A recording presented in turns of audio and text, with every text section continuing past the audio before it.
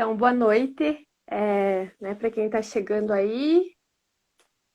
Boa noite, Sandra.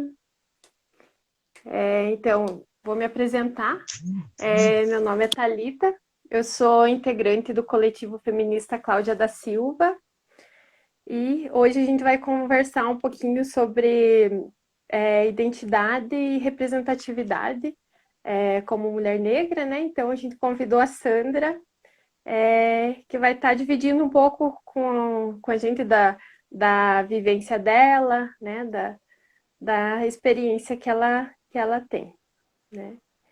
Então, primeiramente, obrigada, Sandra, por aceitar, né, tão prontamente o nosso convite, né, em nome de todas as integrantes do coletivo feminista, né, nós ficamos bem felizes por você ter aceito o nosso convite. Então, até a gente escolheu também essa data próxima do dia 25 de julho, que é o Dia da Mulher Negra Latino-Americana e Caribenha, né? Que é um dia bem marcante na luta das mulheres negras. Né? Então, por essa razão, a gente escolheu uma data mais próxima, né? Até falei para a Sandra que dia que ficava melhor. Né? Então, né? Muito obrigada, Sandra, por ter aceitado, né, esse convite e conversar com a gente. Acho que já vou passar a palavra para você, né? Eu gostaria que você se apresentasse, falasse um pouco de você, alguma coisa que você gostaria de dividir com a gente. Então, primeiramente, muito obrigada, né, pelo convite. Acompanho o trabalho de vocês. A gente já participou em algumas coisas juntas, né? E a luta é a mesma, né? Em todas as frentes que a gente tiver. Então, eu sou pedagoga, trabalho no Colégio Mahatma esse ano. Já trabalhei no STAR, fui professora de primeiro ao quarto ano. Essa essa pauta que a gente vai ver hoje é muito presente na minha vida, né? Tanto profissional quanto no pessoal. Então, no decorrer da nossa fala aí com as questões que a gente vai levantar, isso é muito presente, né? Sim. E então, assim, né, até a gente preparou um roteirinho, né, com a Sandra para a gente seguir essa, né, até para controlar um pouco do nosso tempo, mas se alguém também quiser participar, tiver alguma questão para fazer, né, para Sandra, acho que fiquem à vontade também, na medida do possível a gente vai acompanhando, né, a gente está aprendendo ainda a fazer live, não tem muita experiência, né, o momento agora está exigindo, mas fiquem à vontade, tá? É, então, eu queria que você iniciasse, né? Eu sei que às vezes não é tão, né? Às vezes não, acho que nunca é fácil você falar sobre o racismo, né? Ainda mais, né? Você que sofreu, né? Talvez, né? E sofre diariamente isso, né? Mas eu queria que você falasse um pouco sobre isso, né? Como você vivenciou isso, né? Ao longo da tua vida, como que isso também é, te afetou, né? E que você, alguma história, alguma situação que você gostaria de partilhar com a gente. Tá, então, desde sempre acontece, né? Então, quando eu entrei na creche, algumas pessoas já sabem dessa história, mas é bom a gente retomar para entender para frente, porque algumas coisas não devem ser repetidas. Então, quando eu entrei na creche, eu sofria muito preconceito, os alunos me chamavam de macaca, negra. Então, tipo assim, tudo que tinha de avesso era eu naquele ambiente. Quando eu resolvi contar o que acontecia, eu fui convidada a me retirar da creche. E isso me fez um mal interior assim muito grande, porque como que você fala o que acontece de errado com você e você acaba saindo do lugar. Então, quando eles perguntam assim, mas não tinha nada que te deixasse feliz lá? Vou resumir essa partezinha. Uma tarde eu estava brincando, que daí a gente passava o dia inteiro lá. eu puxei a caixa de brinquedo, que era muito grande, e fiquei atrás da caixa brincando, que era o único jeito que eles não iam me ver e que eu fiquei escondidinha. Então, se a gente for conversar com qualquer outra pessoa que não tenha sofrido racismo, não vai te dar não vai lembrar de creche, né? Então, se eu lembro, é porque marcou e infelizmente marcou de uma forma muito negativa. Saí de lá, no outro ano fui pro colégio. Nesse colégio, tanto todas as séries eu sofri preconceito. No terceiro ano, mais ou menos, a professora me puxou pelo braço, assim, foi me levando de sala em sala porque eu não tinha feito atividade. Eu falo que é preconceituoso porque outras crianças não fizeram atividade, nem por isso ela saiu levando os outros alunos. Então, é presente para mim por esse sentido, né? Se eu lembro e lembro de maneira negativa, porque aquilo me machucou. No segundo, acho, ela dividiu, eram professoras diferentes, dividiu as turmas entre os alunos que sabiam mais, os que não sabiam, e chamava os outros para virem ver. Era a fila dos burros e daí as outras filas. Lógico que eu estava nessa fila porque eu não fazia atividade, nossa, era muito complicado. E eu não fazia atividade porque a minha mãe trabalhava o dia inteiro nessa escola onde eu estudava, e o meu pai, ele era alcoólatra, então tinha uma família assim, quando ele estava em casa, ele estava bêbado ou estava de ressaca. Então, praticamente a gente só se encontrava em casa. Isso tudo não levo para você assim como, sinto pena dela, não. E isso são formas da gente não cometer esse erro, tanto o professor, quanto assim, para mostrar que se a gente for tentando, a gente consegue levar isso e ir para frente, né? No quarto ano, a professora chamou a minha mãe, porque daí eu ia reprovar, e daí, como eu disse, ela trabalhava no colégio, e daí ela disse, se fosse você, tirava ela da escola, porque preta e pobre não vai dar nada. Minha mãe ficou muito nervosa, a gente não tinha amparo nenhum, e naquele ano eu reprovei. Então, hoje eu vejo que se isso acontecer, a gente tem uma lei que nos ampara, mas aquele tempo você escutava quietinho e vida que segue, né? Perdi um ano. É complicado isso porque eu tive que fazer terapia para superar essa parte. Porque eu não conseguia, depois de adulta, a enfrentar o problema do racismo. Porque na minha cabeça, fazendo a terapia, eu ia ser aquela Sandra que denunciou a creche e que foi punida. Então você veja como uma coisa assim que, é mimimi, né, que eles dizem. Não vai dar nada. Atrapalha a vida pessoal e profissional da pessoa por tempo, até você conseguir se desvencilhar daquilo. Na faculdade, eu fiz na Unicentro, eu fiz pedagogia na Unicentro. Tinha pouquíssimos alunos negros e professores negros também pouquíssimos. Então, essa referência, essa representatividade, no meu caso, nunca teve forte, porque era sempre a minoria. Uhum. Então, né, como que a gente vê desde a infância, né, só o que você lembra desde a creche, né, isso, né, fora antes tudo que você passou, né, então, nossa, bem importante você trazer isso, né, e a questão da faculdade também, né, Sandra, que tinha muito poucas pessoas negras, né, então você vê a barreira que é enorme para você chegar, né, até lá, né, passar por tudo isso, e é claro que vai afetar, né? Imagina você na infância, né?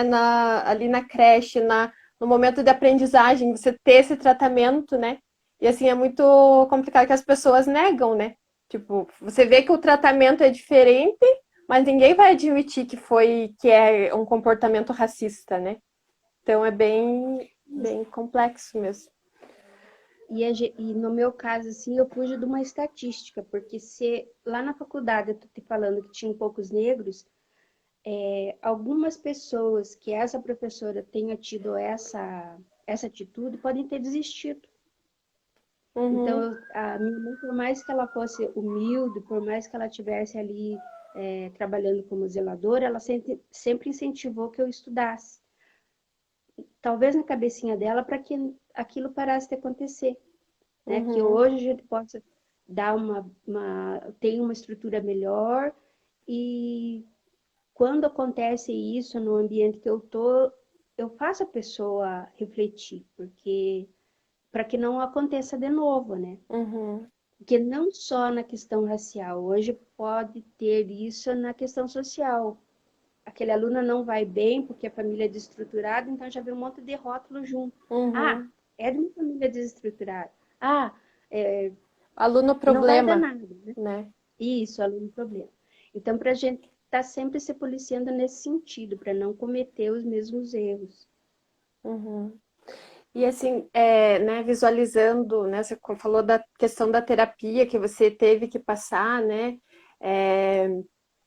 É, como que você vê isso, que isso te afetou na tua autoestima, na tua identificação mesmo como mulher negra, mulher quilombola? Então, eu sou quilombola, descendente dos afrodescendentes do Quilombo Paiol de Telho. Então, a minha mãe, ela vem ser descendente dos escravos que ganharam as terras e depois perderam.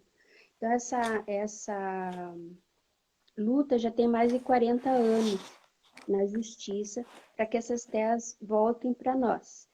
Então, voltou algumas terras, mas não o montante inteiro.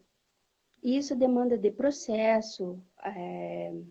Essas terras são ocupadas pela Agrária, então a Agrária é uma empresa multinacional. Eles recorrem, né? Nós só conseguimos advogado em Curitiba, porque os daqui não queriam fazer esse confronto. Então é tudo uma luta assim que você tem que ter resistência, porque senão desiste, né?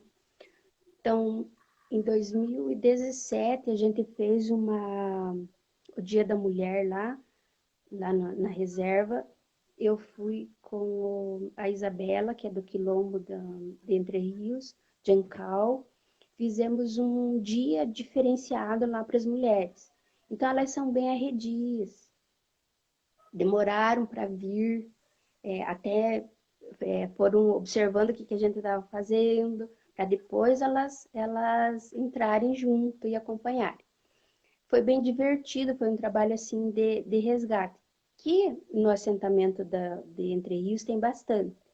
E lá na reserva, como eles estão há pouco tempo lá, não tinha.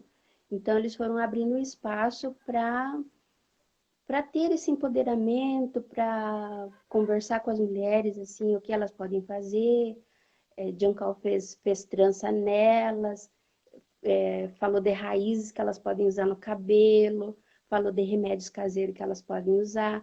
Então, é fazer esse resgate que existe, mas se perdeu ao longo do tempo por causa dessa ruptura.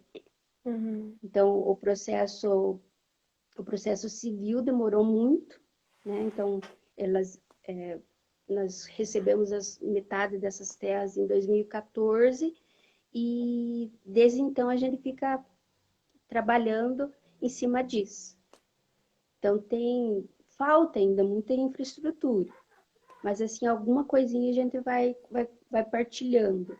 E essa identidade quilombola é muito importante e a identidade negra é muito importante.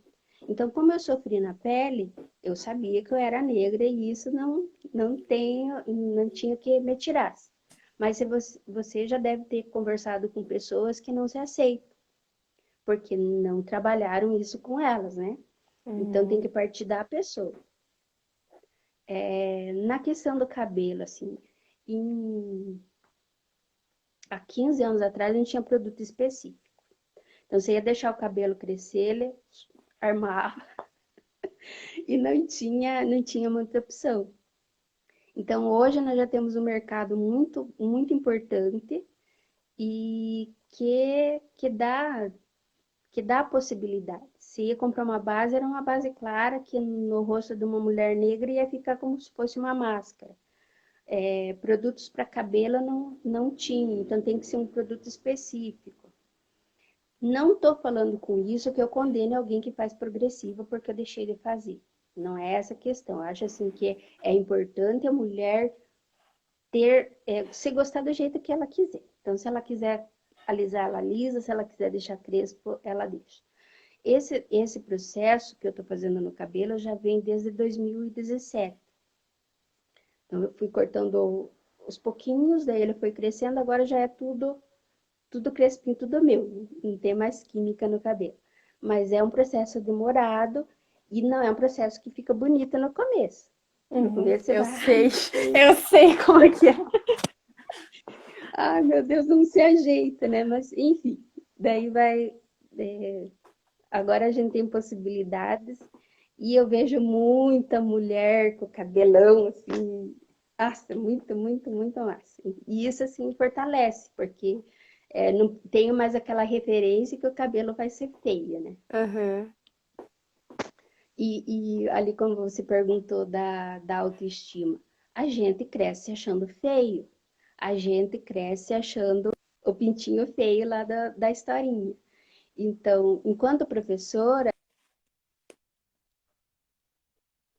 eu ia fazendo isso aí, eu ia mexendo com as crianças para que elas vejam um Papai Noel preto, que elas vejam um anjinho preto. Então, são pequenas coisinhas que no dia a dia a gente ia quebrando dos alunos.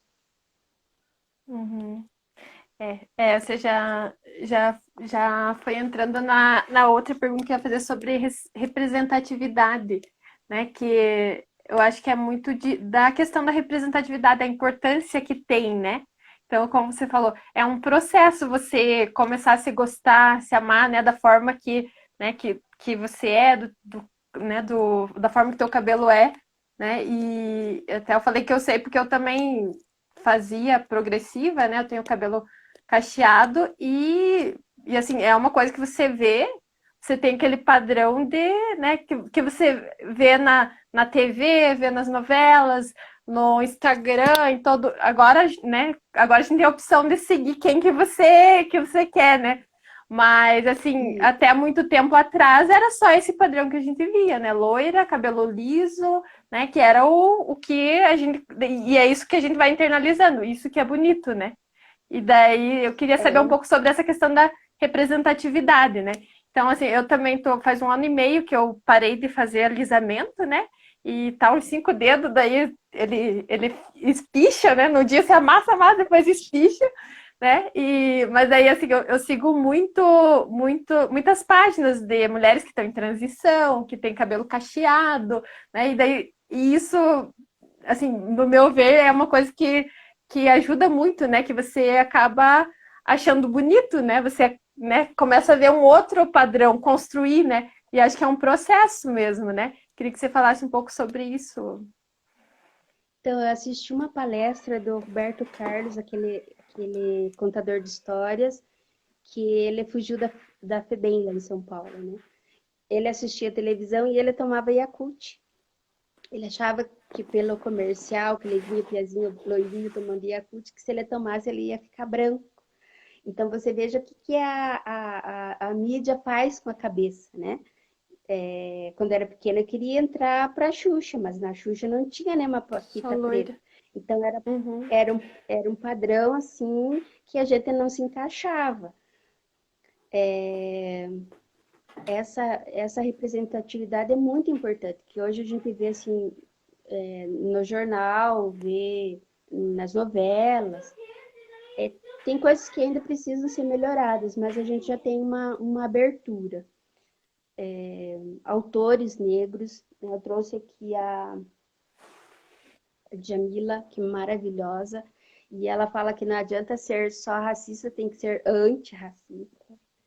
Tem a Angela Davis, que é maravilhosa também, e ela vai dando exemplo de como acontece isso, porque há uma diferença grande do Brasil e dos Estados Unidos, porque lá ainda a parte do mestiço são poucos ainda, é diferente daqui que a gente tem uma parcela maior de, de mestiços aqui.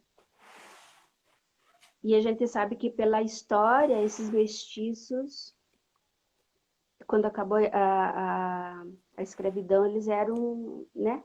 Foi boicotado ali para que houvesse esse clareamento. Tem esse aqui também que é muito bom, que vai falar sobre os escravos quando vieram para o Brasil, sobre quantos morreram nos navios, como mudou até a forma dos tubarões, né? Porque daí eles comiam os escravos que iam sendo jogados no rio. Então, a história, sim, ela nos traz coisas muito profundas. Tem um documentário que eu vi, que eles, acho que é a Rede Globo que fez, são 10 negros de várias regiões do Brasil que fizeram o DNA para saber qual que era a sua origem. Porque quando eu falo com você, você vai me dizer, eu sou de origem espanhola, eu sou de origem italiana, e a gente só sabe falar que veio da África. Então, quando eles fazem esse DNA, eles acham lá de que região você era. Então, a emoção da pessoa achar os seus pares é muito importante.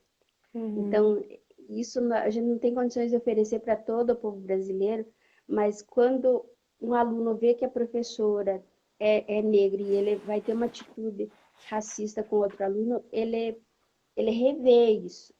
Até quando eu conversei com o Jean, eu falei assim que o aluninho não queria pegar na mão da outra menininha porque era preta, mas ele pegava na minha mão. Com o tempo, isso vai quebrando esse, né, esse rótulo que tem. Uhum. E isso é uma coisa que as crianças, elas não nascem com, né, com esse racismo, é uma coisa que eles aprendem no cotidiano, né? E assim, isso que você trouxe dos livros, da questão da história, é bem importante, né, para nós começar a ler Mulheres Negras, ver a história contada de outra forma, né? Porque até quando a gente vê na escola mesmo, né? Como que foi o processo, tudo, esse processo de branqueamento mesmo, né? Não foi um processo pacífico, né? Que aconteceu, né? Assim, não, eles começaram né? Mas foram muitas mulheres que foram estupradas mesmo, né? Não foi, né, a forma que eles foram trazidos para cá, né? Então, por muito tempo é contado assim como se fosse uma coisa muito banal, né? Mas é importante a gente ver essa história, né, real, como você falou, né, desse livro, de como que foi esse processo, né? E agora, passado tantos anos, como que ainda hoje na nossa sociedade a gente tem as consequências, né? Esse racismo que é estrutural mesmo. E até uma coisa que a gente, né, a se pensar também é a questão das cotas, né?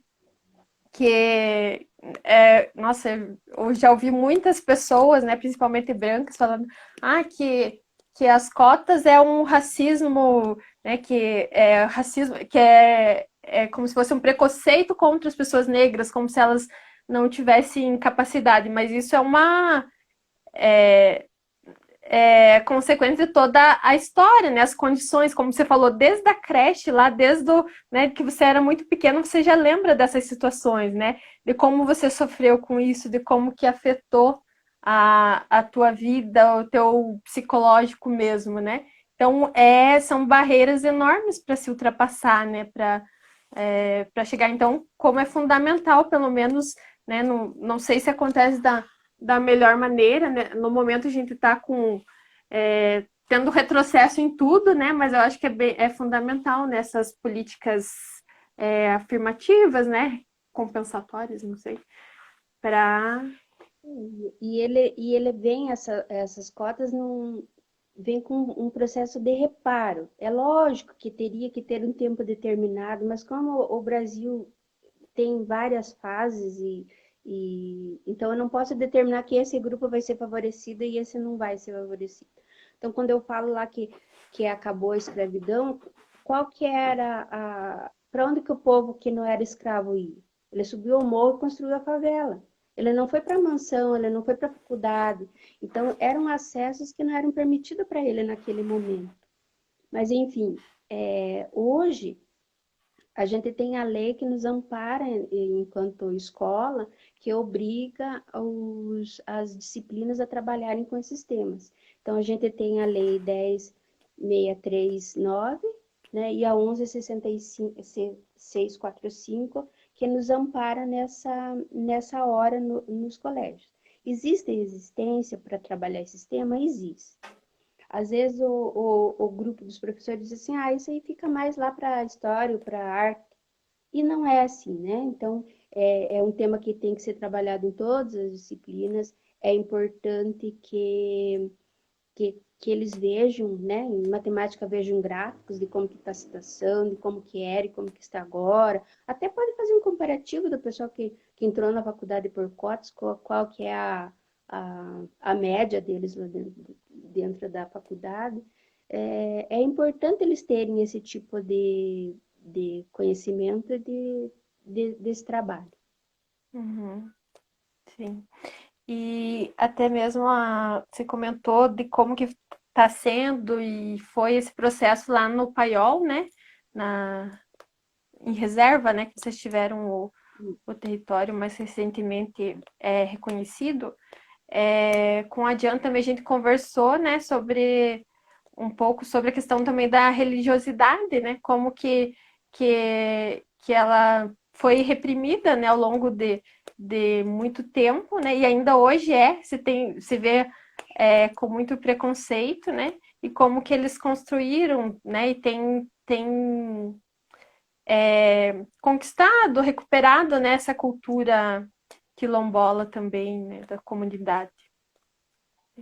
Isso, então hoje lá, agora não tanto por causa da pandemia, mas tem o grupo que tem a igreja evangélica, tem as missas da igreja católica, e lá no assentamento nós temos mais conhecimento com a Umbanda e Candomblé. Mas é tudo no sentido de aprendizagem, né? Uhum, Então, vai fazer sim. esse resgate, é importante, lógico, ninguém vai barrar uma igreja evangélica, muito menos uma missa católica. Mas é importante ter o conhecimento da onde que veio as outras, como que funciona e respeitar, né? O mais importante é respeitar. Uhum, sim.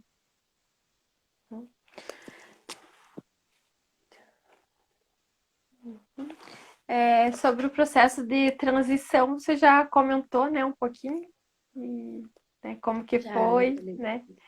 E daí eu queria que você falasse um pouco também sobre, né, você contou, né, desse, é, como que foi na faculdade, né, esse processo. Queria que você falasse um pouquinho sobre essas conquistas, né, como que foi, o que você, né, quais são os teus planos, sonhos, projetos. Então, lá no Paió a gente tem várias linhas de pesquisa que o pessoal da faculdade faz lá. Então, teve os dois últimos que eu fiquei mais a par, porque como a minha mãe, ela tem 80 anos e é de lá, então quando eles precisam de alguma resgate histórico, eles vêm aqui, que ela é um livro vivo, né? Teve um processo bem, bem interessante sobre como que era a maneira de troca, como que eles se alimentavam lá no Quilombo. Então, quando minha mãe trabalhava, morava lá, cada irmão tinha um lugar. E cada lugar desse era plantado, fazia uma plantação. Então, um era o arroz, outro era o trigo, outro era o feijão. E daí, nas festas, tipo de Santo Antônio, ia ter na casa do meu avô e era feita essa troca das comidas. As mulheres passavam o dia com as plantas menores, né? Com as hortas menores, e os homens limpavam as áreas maiores. No final do dia havia aquela troca dos mantimentos e tinha a festa. Então, geralmente, eles faziam isso de acordo com o santo, Santo Antônio, São João, iam fazendo essas trocas ali. A minha mãe conta que o arroz era plantado numa parte mais baixa, que tinha um banhado, assim, que era onde dava melhor o arroz. Não tinha muito arroz na época, porque devido ao lugar que ele precisava para crescer. Então era mais mandioca, essas coisas que eles trocavam entre eles. Teve um outro estudo que foi feito lá, é como que foi feita a parte histórica. Então não adianta eu só chegar lá no quilômetro e falar que eu sou descendente, eu tenho que provar e essa prova é documentada. Então, quando os escravos ganharam a posse dessas terras, eram que não podia vender. Então, tem uma documentação lá dos primeiros herdeiros, e daí vai descendo a ordem É tipo uma árvore genealógica. Uhum, Eu tenho que apresentar os meus dados para comprovar que eu estava lá, que eu faço parte dessa árvore. Então, são muitos. Como eles perderam essas terras, que eu já falei lá atrás, tem parente nosso que está no mundo inteiro, né? Que daí, como eles tiveram que sair do lugar, alguns vieram para Guarapuava, outros ficaram no Pinhão, na reserva. Então tipo uma família que ficou espalhada. Quando eu fui com uma senhorinha buscar água no rio, e daí ela falou assim, ela buscando água no rio, eu já achando ali que estava precário. Daí ela disse, não, aqui está bem melhor do que lá. Daí eu disse, mas lá onde? Daí ela dizia assim, a gente ficou vários anos no barranco, uhum, que era próximo da agrária, fazendo pressão para que recebessem as terras de volta. Então, é um povo muito sofrido. E como eu falei, houve muita resistência para chegar aonde está até hoje. Porque poderiam desistir. Porque a pressão foi tanta para que desistissem, né?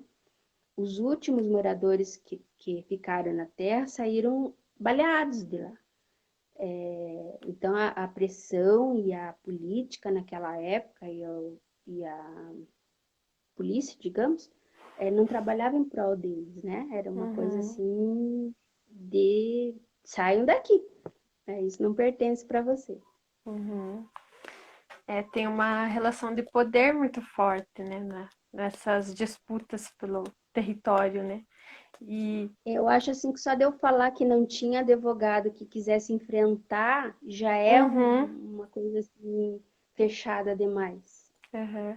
E é, até na minha graduação eu participei de um projeto com povos tradicionais, quilombolas, faxinalenses, pescadores artesanais, ciganos, e assim a gente vê a questão do território, né, que eles trazem muito, até a gente tem acesso às cartografias que é feito com a fala deles. A questão do território não é qualquer pedaço de terra, né? Então, por isso, nessa questão que você falou deles estarem lá no barranco por anos, sofrendo, né? Porque não é, ah, não, vamos dar qualquer canto, qualquer pedaço. É um território específico, né? Que tem toda, não é só um pedaço de terra, tem toda uma cultura envolvendo, né? Aquele território, né? Tipo, o cordão umbilical tá lá na reserva. Então, se eles dessem qualquer outra coisa que fosse fora disso, foi tentada, né? Lá onde tem o assentamento, foi tentado vamos dar essas terras e eles para por aí. Mas não era aquilo que eles estavam buscando. Eles queriam as terras que eram deles. Uhum, Né? Então, como eu te falei, uma documentação que ampara essa luta. Por isso que eles conseguiram retomar. Só que é um processo muito demorado. uhum, sim.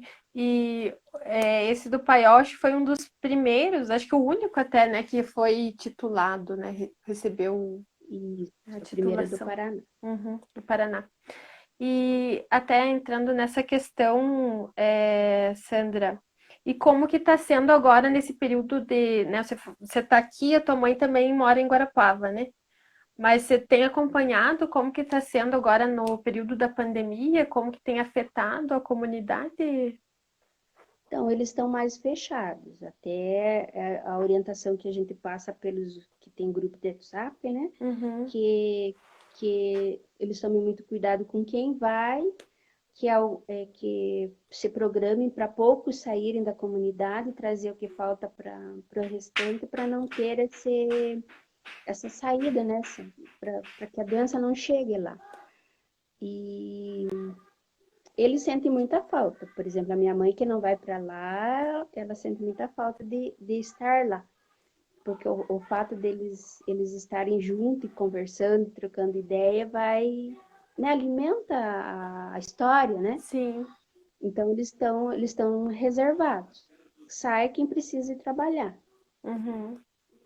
E não chegou até lá, né, o Não, não vírus. chegou, graças a Uhum. Deus.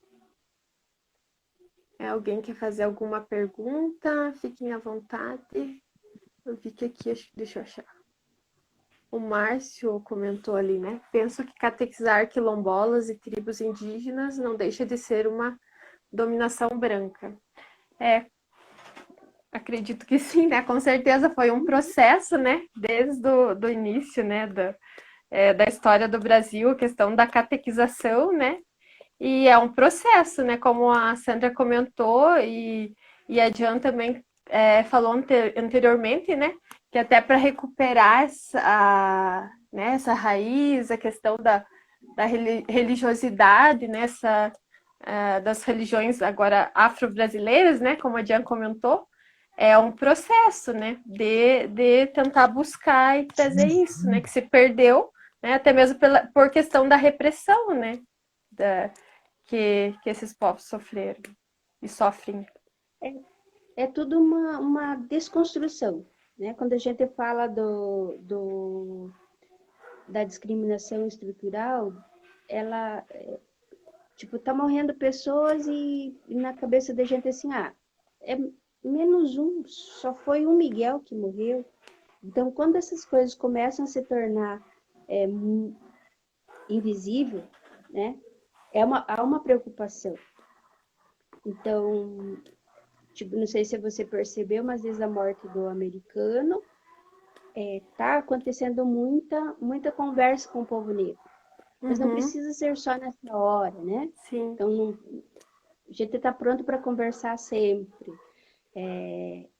É preciso quebrar esse tabu. Como você falou lá, as crianças não nascem com isso. Então, de alguma maneira, elas ouviram, elas, né, estavam em contato com alguém que foi preconceituoso, que menosprezou aquela pessoa. E acho que houve algum comentário ali sobre a dor, só vai saber quem sentiu. Eu sei que você se sensibiliza com o que eu contei, mas o fato em si é indescritível, né? Uhum. Jamais eu vou saber, né? O que significa isso, né? E até nessa questão que você falou do Miguel, né? E do George Floyd, não sei, né, que aconteceu nos Estados Unidos, né? Na verdade, são os casos que vieram para a mídia, que tiveram visibilidade, né? Mas todo dia, né? Até a própria questão da violência contra a mulher negra, né? Então a gente viu que nos últimos anos caiu a violência contra a mulher branca e com a mulher negra aumentou, né? Teve um aumento de 50, ai não lembro, acho que era quase 50% de aumento, né?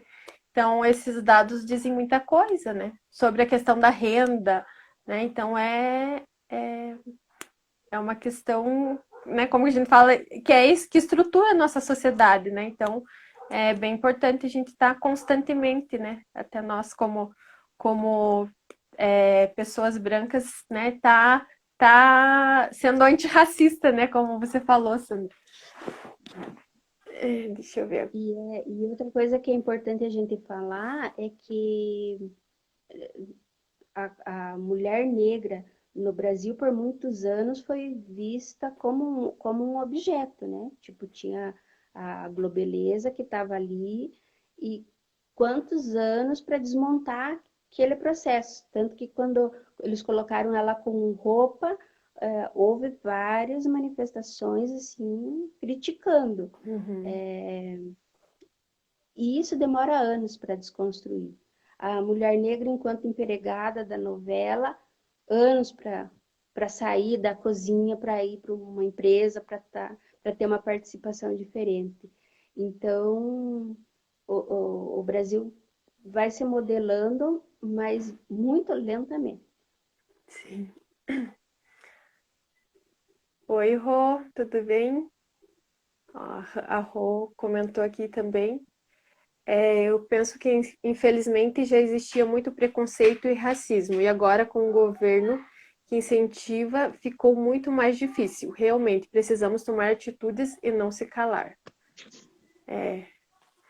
Realmente, essa é a questão do governo, né? A gente sempre acaba voltando nisso, porque tudo, né, tudo que a gente sempre abominou, né, e achou que está superado, né? Pelo menos, né, a questão do discurso, né? A gente, tem pessoas que pelo menos escondiam, né, nos discursos, acabam falando, mas não tem esse discurso tão escancarado. E daí, com o próprio presidente tendo essas atitudes, acaba reforçando, né? E ele representa uma população que elegeu ele que pensa igual a ele, né? Então, isso é uma coisa muito cruel, que é um regresso, um retrocesso enorme, né? E também não só nesses comportamentos dele que ele vai reafirmando e legitimando, né? Mas também a questão das políticas públicas, né? Então a gente está tendo inúmeros retrocessos, porque isso, né, não fica só no discurso, acaba resultando também em atitudes dele, né? Então, o nosso processo lá ele fica parado porque não é de interesse desse governo. Várias outras secretarias, né, que ele cortou, o INCRA, diminuiu o poder, então são tudo órgãos que nos amparavam numa situação. Hoje, não só pela pandemia, mas por não ter incentivo, vai enfraquecendo. E uma coisa assim que é muito importante, além da nossa representatividade na escola, na faculdade, na televisão, é no meio político. Porque como que uma pessoa que não sabe a minha dor vai fazer uma lei que nos ampare? Então é preciso ter uma identidade. E as mulheres negras na política são muito poucas. As políticas que são feitas também, né? Daí, como não tem incentivo, vão cada vez diminuindo mais. Sim, perfeito, Sandra. É exatamente isso, né? A questão a gente fala bastante das mulheres na política, né? As mulheres, de forma geral, já não acessam, né? Um espaço que não é tido como de direito da mulher, né? Então, a gente vê muito poucas, e mulheres negras, não tenho noção, assim, de números, né? Mas é muito difícil a gente ver, né? E daí a gente, né, acaba lembrando da Marielle, né? Do assassinato da Marielle, que foi algo que acho que afetou todo mundo, assim, que luta, né, por direitos, defende, né, porque mostrou a questão acho que foi uma forma mesmo de fazer com que as pessoas ficassem com medo, né, e quando aconteceu, né, todo mundo ficou receoso, assim, né, porque aonde que a gente vai chegar, né, então foi uma morte muito simbólica, né, uma mulher negra, mulher lésbica negra, né, foi assassinada da forma que foi, Entende? né, que estava, né, questionando muitas coisas, né, que aconteciam na comunidade, né, ela estava enfrentando muitas situações, injustiças, e foi uma forma de calar, né, eu acho que de calar também todas as pessoas que se sentiam representadas por ela, né, também. Então E de tanto assim que há essa invisibilidade que teve gente que só foi descobrir quem era ela depois da morte. Então, não há também uma campanha para que enalteça, né? Há para denegrir a pessoa, uhum, uhum, não para incentivar. uhum. A Flávia ali comentou também, né? Verdade, Rô, parece que tudo fica mais escancarado, né? É exatamente isso. E a gente acaba tendo uma sensação aí de impotência, né? Mas acho que a gente tem que, né, usar disso, né, de tudo isso que está acontecendo para tentar se unir e fortalecer cada vez mais, né? E assim, até as políticas para as mulheres, que eu acompanho bastante, também foi algo que retroagiu 100%. Na verdade, não existe praticamente, né? Falando nacionalmente, né? A gente tinha no período em que a Dilma governava milhões de investimento, tinha políticas, tinha incentivo e tal. Hoje em dia é praticamente zerado, né? Então, são mais políticas voltadas para mais conservadoras, voltadas para a questão da família, né? Então, são retrocessos enormes. E o incentivo, porque quando eu incentivo a pessoa a usar arma, eu estou incentivando, de uma certa forma, a violência, Uhum. né? Então, o meu filho saiu da academia, ele estava com uma touca e com a mochila nas costas, ele foi parado pela polícia. Daí ele chegou indignado e falou para mim, eu disse, filho, infelizmente eles têm o perfil do ladrão que é esse, né? Então, infelizmente a sociedade está assim, né? Uhum. E, e essas questões, né, que vocês trazem de coisas que nós, assim, às vezes, né, se a gente não ouvir vocês falar, a gente não tem noção, né, disso que a gente ouve bastante das mulheres negras falando, para os filhos, né, não ande rápido, não corra, né, não, né, a questão de sair com o gorro, né, então são questões que a gente nem imagina se você não ouvir uma pessoa negra, né? Esses medos que vocês têm que nem passa, né? Por, por nosso entendimento. Né? É, mais alguma coisa, Sandra, que você gostaria de acrescentar, nos contar? Então, nessa questão de tudo que eu falei, então, é no sentido de que a gente tem essa reflexão do que, para não acontecer novamente, hoje, graças a Deus, tem uma lei que nos ampara, né? Tem do crime racial, então não é só com pedido de desculpa que vai estar solucionado. Tem uma boa parcela de advogados já trabalhando nessa área, então, para nos auxiliar nesse sentido. E nos ambientes públicos, está sempre se policiando para não acontecer o que aconteceu ali, de você ser discriminada pela cor, pela posição social, né? Que o foco não seja isso. Sobre as cotas que a gente comentou ali um pouquinho, eu passei no concurso pelas cotas. Quando você participa pelas cotas, você tem um grupo, você concorre dentro de um grupo. Não é me Uhum, dado nada. Quando eu fiz, eu concorri com 50 pessoas. Tinham 2 vagas, né? Então, a minha colocação foi boa e tal. Então, há tudo um processo. Quando a pessoa fala que não foi dado nada para ela, né? Ela está estudando e está batalhando igual as outras. exatamente.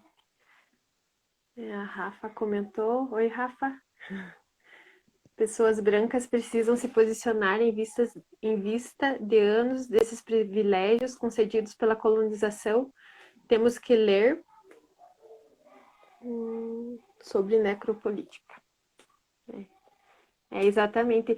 E essa questão a gente tem ouvido, né, muito que assim, né, a gente até convidou a Sandra para vir aqui para ela contar sobre a experiência dela, né, e, e para a gente ouvir ela também, né, mas que não é obrigação das pessoas negras ensinarem nós sobre isso, né? E como você falou, nós ouvindo, nós não vamos ter noção, mas a gente tem obrigação, né, de, de visualizar, de estudar, de ler sobre a questão do racismo, né, até necropolítica que a Rafa falou, né, e até para a gente conseguir reconhecer esses privilégios, né, e outra coisa, reconhecer não é o mesmo que abrir mão, né? Então, a gente conseguir reconhecer e, abrir mão e lutar, né? Combater o racismo. E isso é no dia a dia também, né? Não se calar, né? Diante das situações de racismo do dia a dia. A Flávia comentou, uma vez um amigo me falou que se o filho dele fosse preso, ele falaria para a polícia para fazer o que precisasse. Eu só pensei que para quem tem filho negro, essa não é uma opção. Uhum. Então, eu trabalho como assistente social também, né? E assim, eu já ouvi de muitas pessoas, né, que eu já atendi, eu trabalhei com egressos do sistema prisional, né? A gente vê que uma grande parcela deles são pessoas negras, né? E assim, alguns até comentam que às vezes ele tá andando na rua ou tá na frente da casa mesmo e a polícia vai parar. Se ele encontrar a polícia 5 vezes no dia, ele vai ser parado as 5 vezes, né?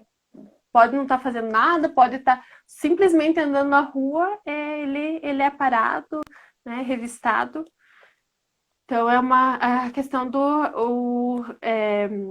da violência institucional também, né? Que a gente visualiza muito. Hum. Ai, não sei falar o nome da autora. Mas então, Sandra, nós gostaríamos, né, de agradecer você por essa partilha, né, por aceitar tão prontamente a conversar conosco, né, e gostaríamos de contar sempre, né, com você e que você possa também contar sempre conosco. Tranquilo, eu que agradeço o convite, foi muito bom. E quanto mais espaço a gente, né, poder de fala, aí a gente vai dividindo. Tipo, a gente não sabe tudo, né? Mas Uhum. vamos compartilhando as ideias. Gratidão, mas assim, a tua experiência foi muito, né, que você trouxe pra gente, muito, muito importante, fundamental. Gratidão mesmo, tá bom? Muito Tá, obrigada. obrigada.